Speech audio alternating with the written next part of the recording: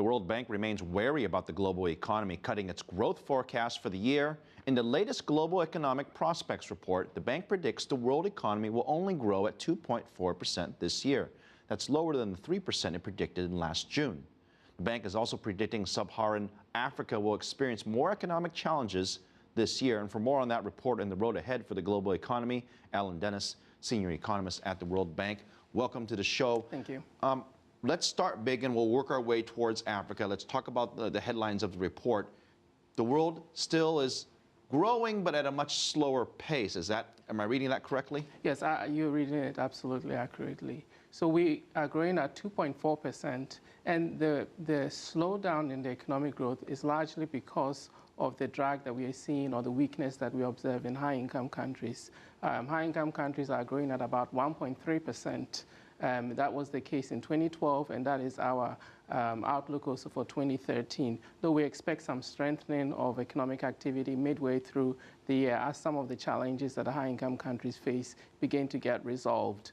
But developing countries generally have been growing much more resilient, have been more resilient, have been growing a little bit stronger than high-income countries. In 2012, they're growing at about 5.1%, and we expect that to pick up to about 5.5% this year. But even that 5.1%, it was the slowest, excluding the 2009 crisis period, the slowest growth for developing countries in about 10 years. So that shows the drag from high-income countries is still impacting them. We can't talk about the world without talking about what's going on in Europe, because we have so many guests that come on, and 1 minute the problem seems to be solved, the next minute it's not solved. In your opinion, what's the greatest issue facing Europe in 2013? Yes, we've seen a lot of Europe in 2012 and even before there, but I would say that there has been a significant development in Europe, particularly over the past 3 to 4 months, where we've seen intervention by European authorities by the creation, for example, of the ESM or the OMT facilities, which can support some of these economies that are in trouble. Would you say it's working? I guess it's a yes, no. Is it working? I would say that it is working. I would say it is working. This is why I say it's working.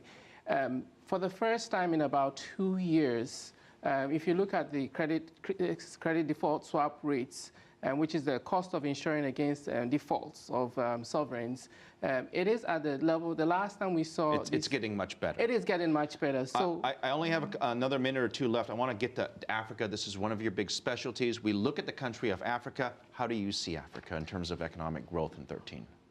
Our forecast for the forecast horizon in the next 2 to 3 years is that Sub-Saharan Africa will be growing at about 5%. So that's fairly resilient. Actually, if you take away the largest economy in the region, it's going to grow at about 6%.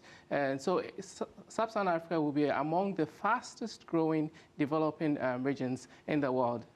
Any particular countries that you see where more attention should be given by investors? Well, interestingly, the growth in Sub-Saharan Africa is not limited to one country. We have over 1/3 of countries in the region, over about 44 countries in the region, growing at above 6%. So this is spread wide across the continent. But having said that, there are particular economies where the challenges remain. I've got to say goodbye. Alan Dennis, thank you so much joining us from the World Bank.